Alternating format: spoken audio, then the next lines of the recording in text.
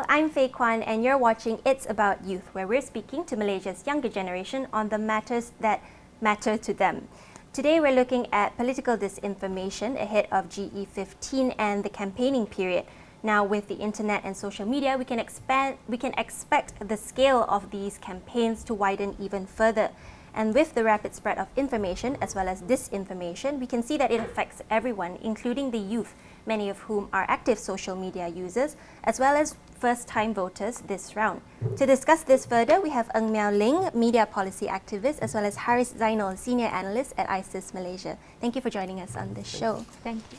Now, to start off, the Oxford Internet Institute in its 2020 Media Manipulation Survey, it listed Malaysia as one of the 81 countries that was producing misinformation or distorted information on an industrial scale. And this involves government agencies, PR firms, as well as political parties. So maybe we can start with you, Haris. If you could help break this down for us and help us understand this further. Just how extensive is the issue of info manipulation in Malaysia, especially when it comes to influencing voter behaviour? Sure. Thanks for the question. If we imagine a scale from 1 to 10, right, if 10 being worst case scenario, I would personally say it's anywhere between 6.5 to 7. The reason I say this is that if we contextualize what we see in Malaysia, we are not doing as badly as some other countries. For example, if you look at the United States, you have large or at least healthy segments of the population questioning things that should be taken as fact. Things like climate change, things like the election results. We're not seeing that yet here in Malaysia. So if we look at that general wider context, then we know it's not as serious as it can be. But with that being said, I think you rightfully pointed out that we have issues when it comes to disinformation and misinformation. If we look at in 2018, there's this lady called Ratu Naga.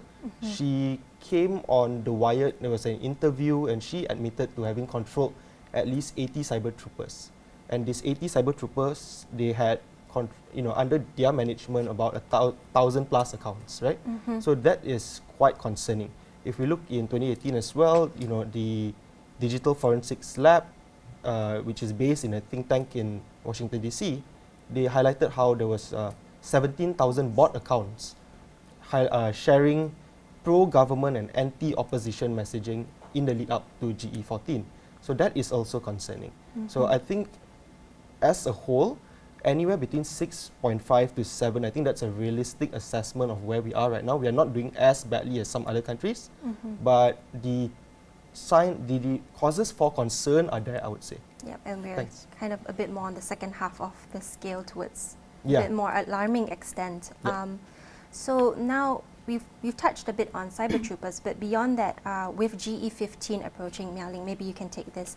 What would you say are some of the common tactics or political patterns that you've noticed that are usually engaged during the election period? Usually they'll have like 2 different tactics. And it has been recycled over and over and over again, not only during general election, but also during normal times. So the first tactic is definitely silencing healthy discussions. So using oppressive laws to silence criticisms. Let's say during the flood period, they criticized Rina Harun, and MCMC actually asked Twitter to remove that tweet. And then they are using 233 on Lawan protesters. And also when Lalita uncovered the scandal, they tried to silence it, silencing healthy discussions. And by introducing laws like back in GE14, they introduced these anti-fake news laws. So what is the characteristics of this law is that it's very wide. Good information, bad information, it falls all into it. And then the government can decide, can use it on the good information. So silencing healthy discussions, they do not want you to criticize them. And the second thing is what Haris rightfully pointed out. It is to use cyber troopers to divert your attention. They come up with politically made up topic to divert your attention. For example, Tima. No matter how much conspiracy theories attached to it, it's just an issue about the change of a wine label, and that's all. But they try to use this kind of thing to divert attention, and it has been very successful, I would say. For example, this time last year, Tima and budget is happening on the same time. But people are discussing more on Tima than budget. Budget is about the advancement of nation, and Tima is just a wine label. So just in sum, the two tactics are silencing healthy discussions. They don't let the good information to come out. And two, they come up with politically made up rhetorics to divert attention, to have the proliferation of bad information. It's interesting that you point that out because the discussions about Timah were really widespread in social media during that time. And I'd like to touch more on cyber troopers really because it ties in with a recent Meta report where they revealed that they removed over 600 accounts from Malaysia because it was found to be part of a troll farm that was aimed at manipulating public discourse. So I guess my next question would be, why should the youths be concerned about this in the first place? Ellen, would you like to start? Okay, with regards to this, I think two reasons. Firstly, it is, I share a slightly different view from Harris with regards to how extensive it is, because Harris is assessing from different countries, but I'm assessing the information manipulation and the impacts that it has on our public discourse. So I would say that it is a very serious problem. Very, very serious problem because it diverts public discourse away from the most important issues. You know, this is very concerning because of two reasons. One is, if our discussions are on things like 3 Page of Jawi, on Timah, what kind of leaders are we going to choose in the end? If the entire information environment are on this, we choose leaders who talks about signboards and, you know, these are things that when you are in a kopitiam, there are uncles that sit there for 12 hours, they can say it. But I am spending 1 billion for a general election to choose leaders who can bring about policies change, not about coming out of fabricated rhetorics. And cyber troopers are going to magnify and contaminate our information environment further to all this kind of politically made up rhetoric. So it is very, very concerning, and there's a need to stop it, and we can elaborate that later on. That's the first reason. And the second reason is that, you know, having a great problem may not be the biggest problem if you have a good solution. But the organizations that are trying to tackle disinformation or misinformation are MCMC and also police when it comes to hate speeches.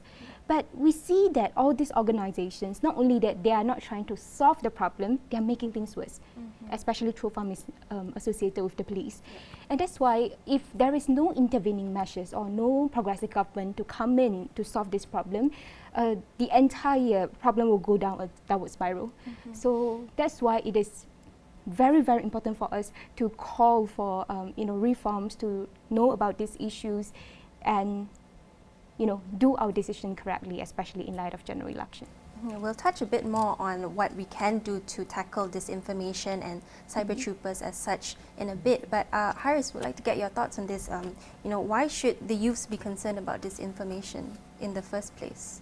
I think it's not a problem that just affects the youth more than any other age demographic, right? The disinformation affects every type of demographic, every kind of voter, regardless of age. But from the youth perspective, right, I think what's really concerning to me is the potential implications disinformation can have on the person's ability to cast an informed vote, right? Theoretically, at least, we should be, assessing every political candidate's policy positions, what are their party manifestos, what do they stand for, and then we cast the vote aligned with what we do personally hold dear to us, right? But if it's going to be plagued, if the information environment is going to be plagued with disinformation, what's going to happen is that people might be misled and they would, cast their vote for a candidate that they probably don't know stands for what. Right? I think that generally affects the health of our democracy. That's an issue that I'm quite concerned about. Besides that, right, disinformation can also be used to smear the opponents, right? So, for example, if there's a candidate A going against candidate B in a certain constituency and candidate A is not doing too well because his or her policy positions aren't that strong, but instead of winning based on policy positions, which we know is what's needed in this country, candidate A decides to let's have a smear campaign against candidate B.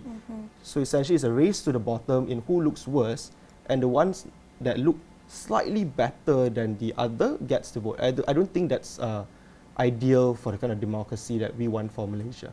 So the risk that young voters face is really just being misled and possibly and they end up voting for a candidate not really based on merit, but really based on the kind of information or disinformation that they're being fed. When it comes to tackling this issue, we can see it's very complex, especially knowing how complicated the online sphere is. What sort of barriers would you say we're facing when it comes to approaching and tackling this issue? Miao-Ling, maybe you can take this. Okay, so I will simplify it a little bit further to make it a little bit relatable, that our problem about information space is that good information are not coming up because they are suppressing them, and bad information are proliferating to try to divert attention. Okay, so these are the two things. So the reforms that we are going to initiate is definitely having better information to come in, probably having tax incentives, grants, to have more entrance of good media, good information. And when we are talking about media today, we are not talking about 100,000 to set up great Astro AWANI, but probably an Instagram page or Facebook page. So to have to promote good information. And to tackle disinformation, it is like coming out with laws, work with social media companies and all. So these are the approaches that we are going to do. Improve the good information, reduce the bad information. But the problems about this is that this requires institutional reforms. For example, grants and all, you need a huge amount of money from the budget to be delegated to an independent panel, right? And it requires commitment from the government. The commitment of a government is very important, and this is the biggest barrier. I see. So political will, really. Yes, and the second thing is, even if they have the political will, the challenges that we are facing today is hate speeches and disinformation that all country faces. It's a very difficult thing. Like just for hate speech alone, there are international standards like Rebut Plan. I'm not going to go there, but it is not very easy to contextualize in the Malaysian context, and you need the real experts to come in, and it requires time. So I think the two barriers are, firstly, lack of political will, and two, lack of expertise as well. Okay, and we'll talk more about this, but before that, let's head for a break. Stay with us.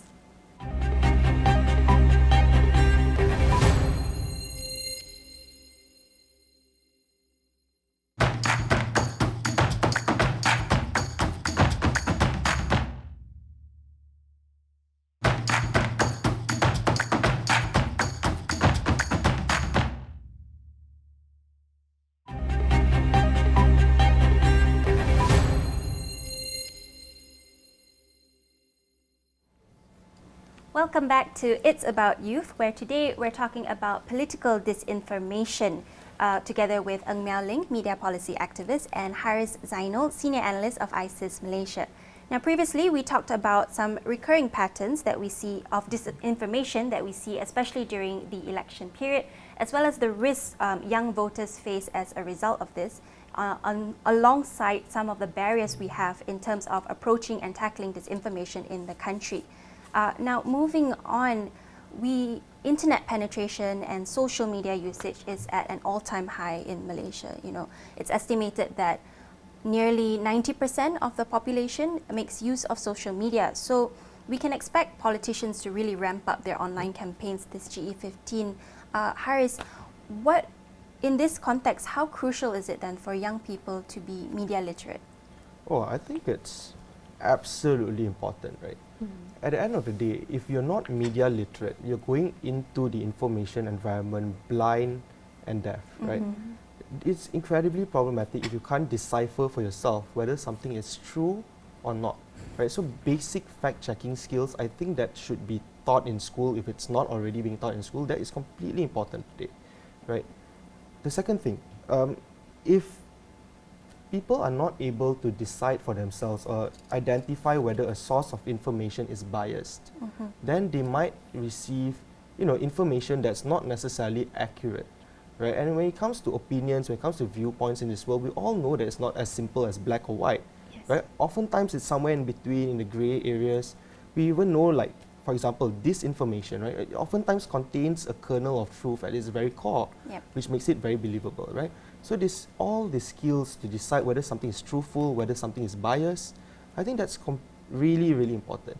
But beyond those kind of fact-checking kind of skills that I was talking about, one thing I feel that people need to be made aware of as well is how politicians tend to use emotional language to try to elicit certain reactions from the vote base, right? Whether it's to make you happy, whether it's to make you angry, whether it's to make you sad. It is part and parcel of politics, and that is fair enough. But at the same time, we as voters, right, we need to be really mindful about why are they employing certain types of language, why are they employing certain types of rhetoric, and guard against that when we assess the credibility of the information and ultimately cast the vote. So really being more critical of the news. And I like how you point out really about the tactic to incite some sort of emotion when it comes to this. But when we're talking about being a bit more mindful of the news that we consume, when it comes to social media especially, it's very easy to create echo chambers because of the way the algorithm works, you know, and it can also be difficult for us to be exposed to different news sources. So then, Haris, how would you suggest, or how can the youth become more informed citizens in this sense? It's always a difficult question, right? We know the answer, but to carry out that answer is more, it's easier said than done. The simple answer is that we need to consume information, news, etc., from a diversity of sources, right? As long as they are credible media outlets, I think we should be consuming that. But the unfortunate situation is that not all media outlets are created the same, right? The fact of the matter is not everyone is an Astro AWANI, for example, right? Thank you. Yeah, so, you know, trying to identify whether that media is credible or not, you know, that's really important. But the overarching point I'm trying to make is that as humans, right, even myself, you know, I've been looking at this issue for, you know, almost half a decade now. We are all biased as humans. There are going to be views and opinions that we tend to align with a bit more, that we tend to want to believe in a bit more, right? Because it's aligned with what we personally hold dear. But at the same time, sometimes that could lead to, you know, less than optimal outcomes, especially when it comes to elections, especially when information itself is being contested. So consume a diversity of viewpoints. If it's news, go for credible outlets. If it's opinions, then again, read as widely as possible. Even if it's things that you might not necessarily agree with, you just consume it first, see what the other side has to say, and then decide for yourself. Okay, if you don't want to believe it, that's fair. It's up to you, right? It's a free country. But at least consume it first to know what every side to an issue is saying, and then decide for yourself. So just really looking at all angles whenever possible. But when it comes to greater public awareness and this need for more media literacy, how can we ensure that it reaches those in rural areas as well? Meowling, maybe you can take this. Okay, sure. It is really about hard work, and I really agree with what Harris says, because information shapes thinking, thinking informs action. So sometimes people don't make an informed decision. They are passively made into a decision because they are not exposed to certain better information out there. So before I answer this question, I think I thought that it's important to kind of highlight what makes a public awareness campaign successful, what makes information impactful.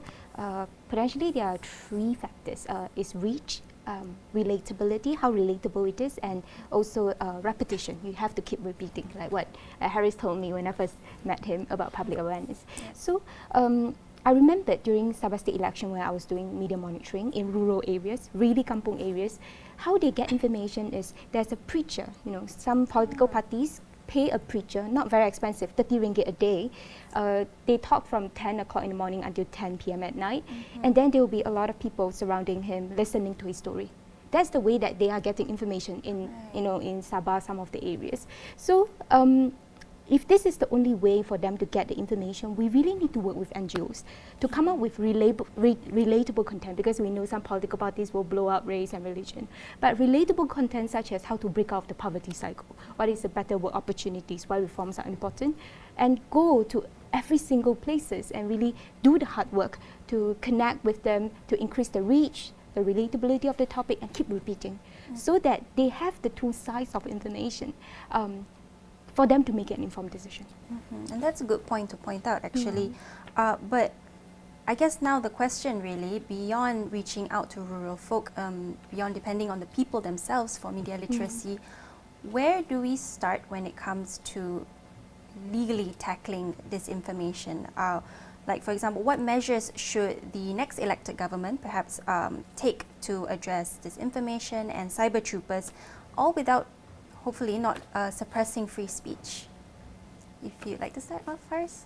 Sure, thanks. Let me start with this, right? We all need to have a sober acknowledgement that free speech, as guaranteed by the Federal Constitution of Malaysia, is not absolute.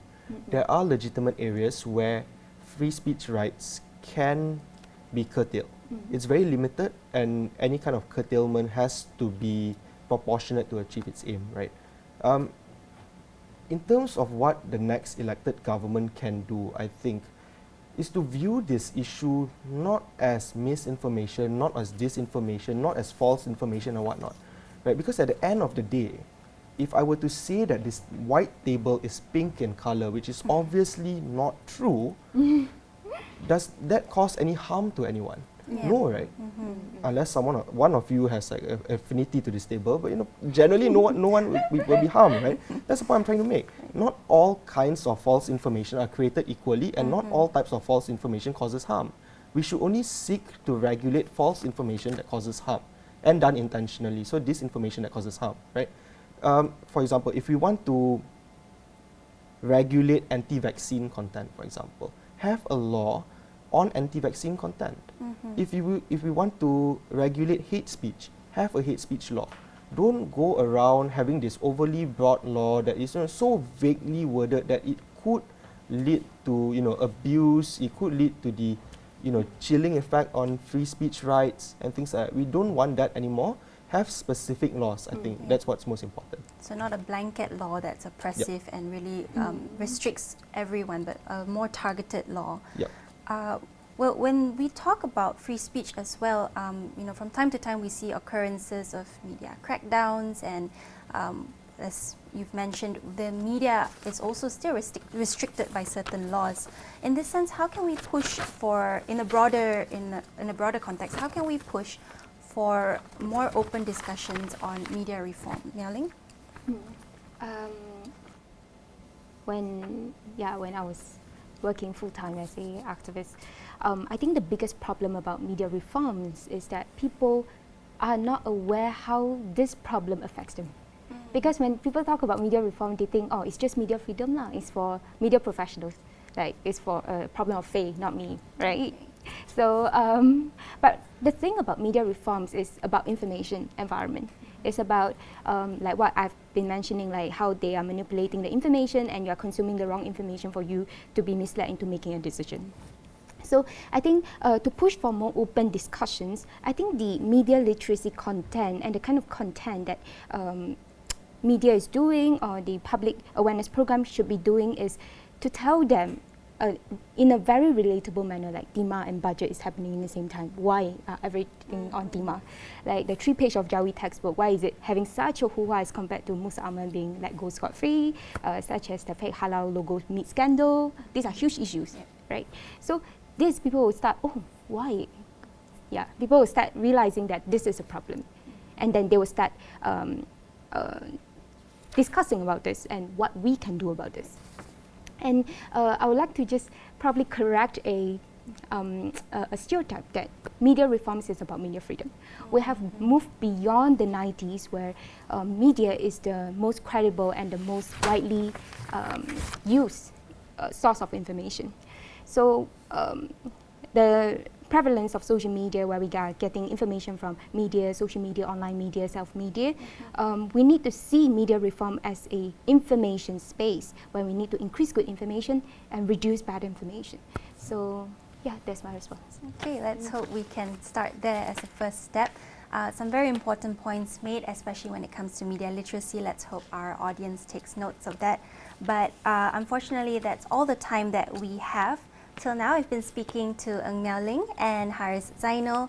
GE15 will take place on November 19th, so be sure to exercise your right to vote. Thank you for joining us on It's About Youth. I'm Faye Kwan. See you next time.